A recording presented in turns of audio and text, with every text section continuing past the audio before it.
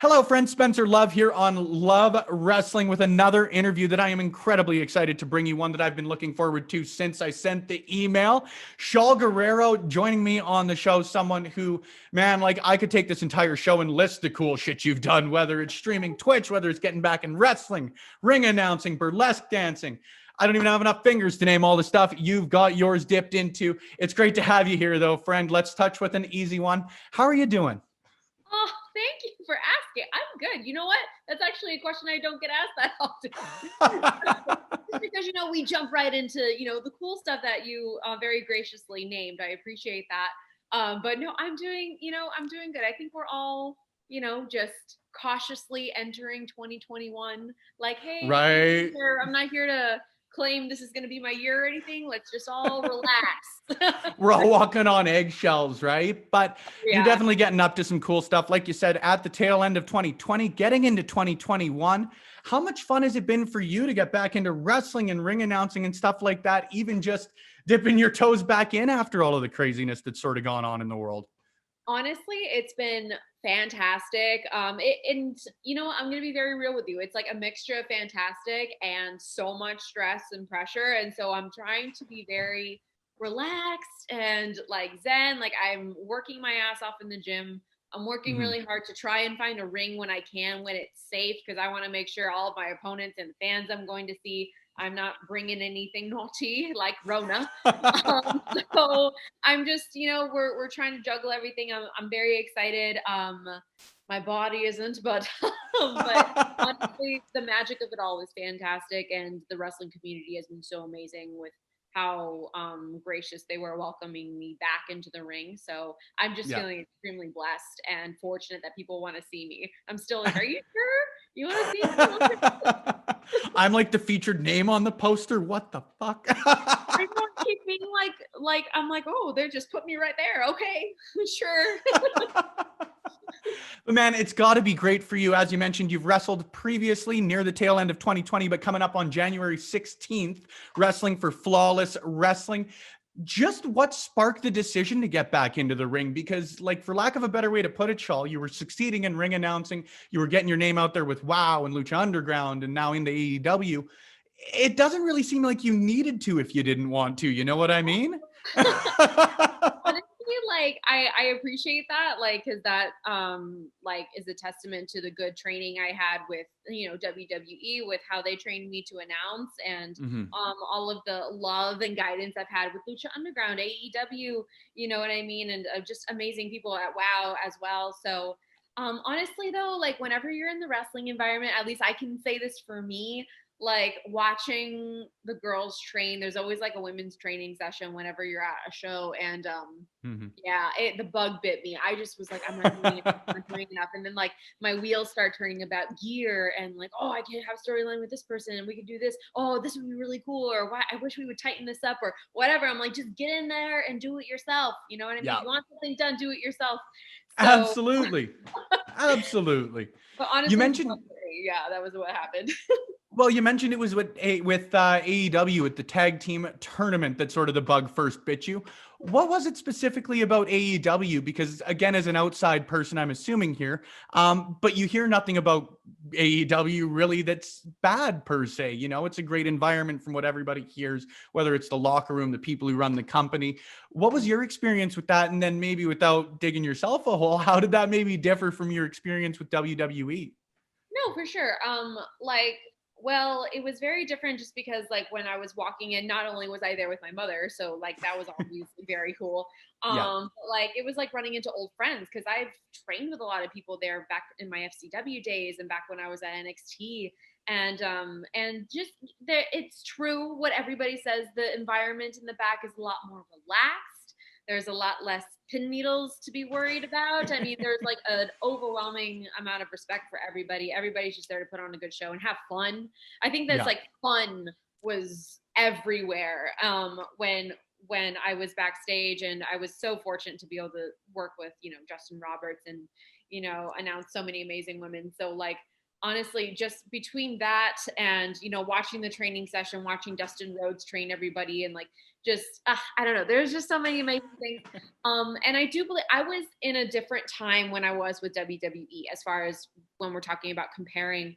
I was in the era where like, we were pre-women's revolution and evolution and everything like that. And so, we had 10 minutes or a bikini contest or, like there was, I think body positivity has increased lately as well. So not that anyone ever told me anything specifically, but there was just kind of an air at that time where it was just like you got to look a certain way, and a lot of pressure just that I couldn't really control as far as the family stuff. Like it was just all the time because that was my father's alma mater, and like my mom is there, and my cousin was employed at that time, so there was a lot of pressure. And so I think all of that combined before I got mature, it was not the best environment for me. So that was kind of the comparison. Happy for both experiences though.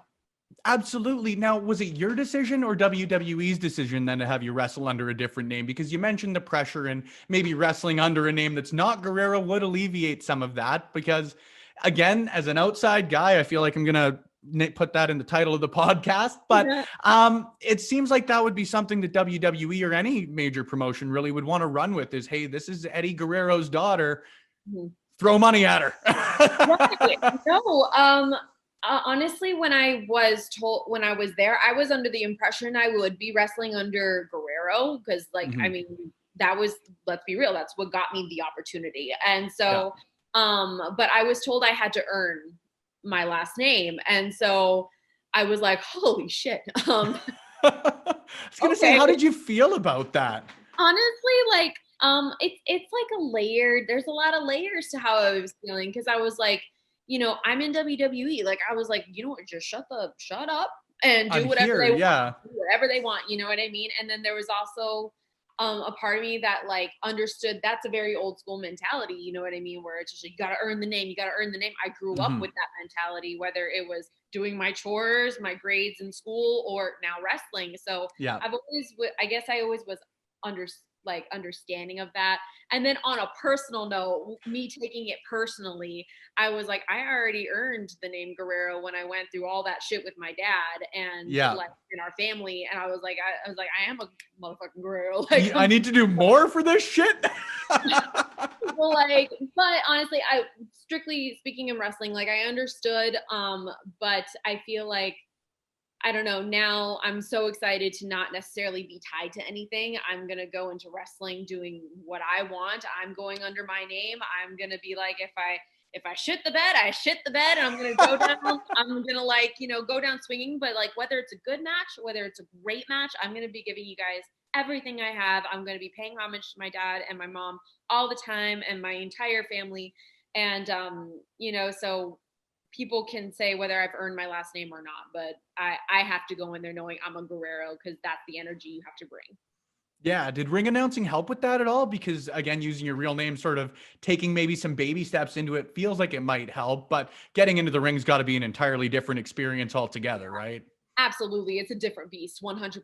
I feel very blessed that I'm like, I guess I have my little wedge in the Guerrero family tree when it comes to wrestling. I'm like, yeah, I did the announcing. I was like, that's really cool that I had that little thing kind of to myself pretty much. But like, yeah, it's a different animal when we're talking about in ring, because then it's like, oh, okay, you're going to play with the big boys, literally. Like, and then my mom was an amazing promo as well. And so I was like, a lot to live up to for sure. But it's not even like there's a weak spot you can exploit. No, and that's kind of the big pressure of it all. And people love my family so much, and I'm so humbled and appreciative of that. But then at the same time, it's also like you got a lot to live up to, kids. So you know what? One match at a time. Keep learning, keep growing. It's like little Eddie Guerrero and little Vicky Guerrero. That's not gonna happen overnight, guys. Like I gotta. I'm just getting started. I'm really excited. Now, it's pretty easy to sort of surmise how you could pay homage to your dad inside the ring, but are we going to get the Shaul Guerrero excuse me? Is that going to be a thing? She actually has that trademarked. I can't legally use it. Which I'm like, that's a boss. Like, my mom is a boss ass bitch. And I'm just like, and she just keeps like, you know what, like I could never do it like my mom. And honestly, the thing I'm really excited about, even though I think I'll be paying homage to my mom in a different, surprising, unexpected way that it was kind of manifesting itself in NXT. I had this crazy evil laugh that would happen in the ring, and like it was like a cackle, and Yeah. like I don't even know where it came from, and like it keeps happening and when I'm training and like when I'm in matches. I was like, you know what, I think that is kind of like my little homage to my mom, because it's a vocal, it makes everyone be like, oh, like, you know, like everyone just like recoils a little bit. I'm like, yeah, this is good. I think this is my little homage to my mom. That's perfect. That's absolutely perfect. But, I'm sure everybody's asked you about your parents enough. It's back to you because you're doing a lot of cool stuff as far as your in-ring goes, whether it's training with like Zello Pro or training with freelance. The one I wanted to ask you about, though, was training with Mission Pro, because again, the connection with AEW there in Thunder Rosa is tangible. But what's it like training with an all-female promotion and an all-female school? It's got to be different than, I guess, your more traditional training centers where you may be in intergender matches or working against multiple different genders, right? Right. And I want to like make sure I clarify, like I haven't had the pleasure of training with the Mission Pro ladies yet. Oh, Like okay. There we go. yeah, but I've like, I mean, don't get me wrong, like La Rosa and Edgar and I had the opportunity to do like amazing custom matches together and Yeah. like get to work some pro matches for Title Match Network. And, you know, we've had like great things like that. And I'm finally stepping in the ring in February for their Wishes Granted show. So Awesome. honestly though, but the being backstage with everyone, working with everybody, especially with announcing and, you know, whether it's commentary or whatever they have me do, it's just a different air back there. There's a lot of like, not to be cliche, but there's a lot of like girl power back there. You know, it's just like, it's empowering to see like women come together and work together and just put on like kick ass shows. Like, man, Right. oh, our show was insane. I'm happy to play whatever role I can. And honestly, it was just great energy back there. Thunder Rosa, and you know, her entire team at Mission Pro make sure they hire like top talent and talent that is into lifting each other up, not tearing each other down. Yeah, and that sort of answers the question for me, but I was just going to ask on her influence on both you and just women's wrestling in general. It seems that luckily enough, the entire rest of the wrestling world caught up to where she was at and what her sort of, it's such a cliche, but like where her potential sort of finally hit, right? Because it seemed like over the last 6 months, everybody was talking about just how great she was. So how she sort of impacted you, and what have you sort of seen her impact on the entire women's scene as a whole? Honestly, like anybody that Rosa comes into contact with, she like she's a light, like she makes everybody laugh. Like she has like she's just a goofball. And so like I love being around her whenever I can. But her work ethic, I think, has been one of the biggest influences on me, because obviously she's a fantastic wrestler and you know she just comes alive when she's in the ring or in front of the camera. And so I really feel very blessed that she has helped me, especially like with getting back. And, you know, I've had many a text with her and phone calls like, how do I do this? What am I doing? Like, what do I focus on and stuff like that. And she's like been so amazing with me. But honestly, just she leads by example. And so like everyone sees how she busts her ass. Everyone sees how she treats other people. And I'm like, I want to do that. I want to be that. I want to be a badass bitch just like that. And so like, honestly, I think she does that for me and for everybody. I think a lot of other wrestlers that she's kind of taken under her wing would say the same. It's a bit of a tough comparison to make right now, obviously, with COVID and, this whole little thing that I'm sure you've heard of at this point going on in the world. But it's been 6 years up until the point that you had gotten back into the professional wrestling ring. How had you found maybe the independent scene had changed or moved along in your time away from actually wrestling? Well, I mean, this is my first time ever being in the independent scene. I was, I had like someone from WWE noticed me and plucked me up and put me in WWE world. So I never really got into the independent scene. I only heard about it from, we had amazing talent come in from the independent scene when I was with FCW. And so, but I was actually told horror stories like, oh no, they won't take care of you. You know what I mean? Like you're going to get hurt and like, nothing like what we have here. And I'm like obviously like it's a very different machine. But like I was always scared about it. And I think the one independent show I did go to, like when I got let go, like all those years back, it was like It was a crazy show. People were jumping off balconies, and there was like fun. the real like, independent experience. It was great. It's so kick-ass, but it was at the same time though, I was coming from a place where I think the longest match I ever had was maybe 15 minutes. You know what I mean? And like we were very babied and very sheltered in that place, especially me. And so like I was like, I can't do this. I was just like, oh my God. And I was always scared. And I was also like really heartbroken when I got let go, that I swore off all performing altogether for a long time.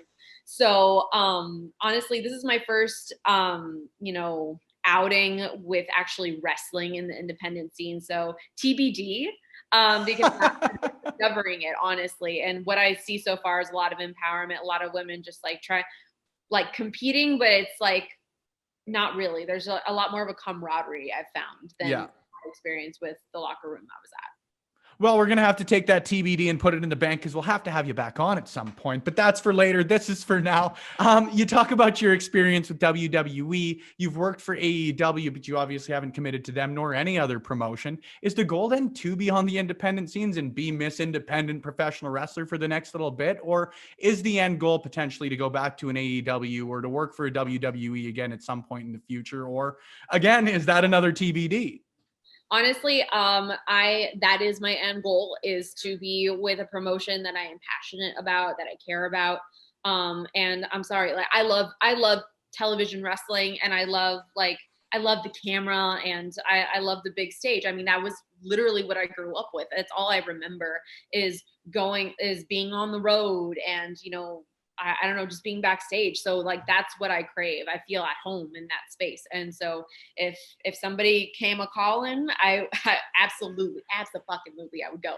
But like, I feel like my immediate goal for 2021, because like, I try not to have expectations that we don't have crazy disappointments. You know what I mean? So I'm going to bust my ass on what I know I can do right now. And that's the independent scene. Thank God. Like, I'm feel very humbled and blessed to be getting booked as a beginner. I'm considering myself a beginner at this point. So I'm just going to wrestle everybody I can, get as good as I can. And, if somebody comes calling, yes, please. Man, hearing the passion you talk about it with, like, it seems so foreign. Even you say a couple of seconds ago that you got entirely out of performing altogether after you left WWE. What drew you back in? Obviously, outside of the passion, how did you find yourself getting enthusiastic enough to dip your toes back in the water of not even just professional wrestling, but even just getting back in front of people? Yeah, no, that's a great question, honestly, because I mean, I'm not going to lie, like, wrestling, I have a very love-hate relationship. I'm sure you've heard that from people before. Like, it's like it's just like an abusive relationship a little bit. And honestly, because I've seen the worst, the absolute deepest, darkest parts of this business. And I think there's a part of me that feels like business is taking things away from me. And then at the same time, it's also provided me with everything in life. Not only from amazing opportunities, but helped me grow up and like helped me fall in love with performing. And so I went 2 years, like completely like cold turkey, nothing. And then my first love is dance. And there was this crazy dance show in Orlando, where there were like people dancing in paint and water and sand to rock and roll. And it was live. And I was like, oh, I need to audition for this. That's for me. Yeah. Like even just the audition, like I've always been told, like, consider a dance audition like a free class, like just go. And if anything happens, great. And if not, okay, you shit the bed in class, move on to the next one, They're not going to see you again anyways. Kind of, yeah. But like I went in and like I gave it my all and I got hired. That kind of bit me in the butt, because I was in school at the time and I was like, oh, nothing matters more than this show. And I was like, which is crazy, because like I wasn't getting paid very little and whatnot, but I've always put performing like number one. Like if anyone was like, would you like to go to college for free or do this show? I'd be like, I'll do this show. Thank you. See you at option B. Performing has always just been my number one. Is there anything then that you're still looking to get into that you haven't tried yet? Like movies, stand-up comedy, whatever it may be? Absolutely. I think that's like my curse, is like there are some people, and it's great. I actually envy it sometimes where they're like, I've been at this job for 10 years. And everyone's like, that's amazing. I'm like, and that is amazing. That is absolutely amazing.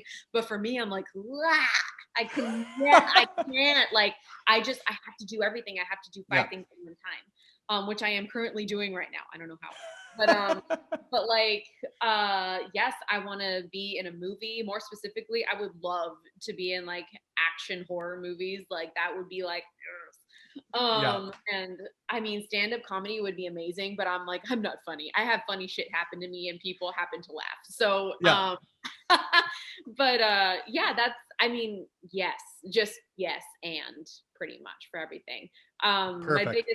My biggest goal though is to get my dance. It's not my dance group. I'm a part of a dance group called the Vaudettes.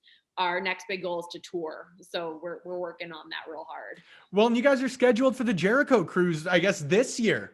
January 4th always screws me up. I'll be saying next year until like the middle of February. We'll be on Jericho cruise in October. So it was actually pushed back for good reason. But yeah, so we're real excited. We're already like have our wheels turning about what we want to do. Awesome to hear. I'm going to close it out, obviously, with letting you plug your social media, where people can keep track of you. There are a ton of places to do it, but I just wanted to provide a platform. And if there were any thoughts that you had on Brodie Lee, who, of course, passed away a couple of weeks ago, please feel free to do so. There's not really a question. Just feel more than free. Of course. Well, I knew Brodie only like in a small way, as in like I knew him at FCW. We trained there together, and he was always so full of light and such a joy to be around. Him and my husband were very close, and I want to tell Amanda and the boys that we love you all so incredibly much, and we are here for you, and we love Brodie, and he never goes away. He will always be in your hearts, and we will keep his memory alive. That is something I promise them. So, thanks for sharing that. Of course. And as far as where you guys can find me, you guys can find me at Instagram at Shaul Guerrero, as well as Twitch at Shaul Guerrero. Come play some video games with me. Yes. And then as far as my Twitter, it's Guerrero_Shaul. And other than that, I mean, I think that's all I got for you. Yeah. Follow one, you'll find the others. We're both pretty good at cheap plugs. It's professional wrestling. If we're not getting anywhere, right? Shaul, this has been a blast. Thank you so much for the time. Thank you for the opportunity to get to chat with you. It's been an absolute blast. I can't wait to do it again. I'm always glad when a guest says TBD, because frankly, it gives me another excuse to send an email. Thanks once again. It's been so much fun, and I can't wait to do it again. Thank you so much for having me, and we will definitely do this again. Anytime. I can't wait. Stay tuned, ladies and gentlemen. We're going to have a ton of great guests coming up here on Love Wrestling. I know you guys don't want to miss out on the next time Shaul's back on the show. So stay tuned, stay subscribed, give us a Yelp review, whatever you got to do to support. It's always appreciated. And thanks once again to both you. Thanks once again to Shaul, and I'll talk to you next time.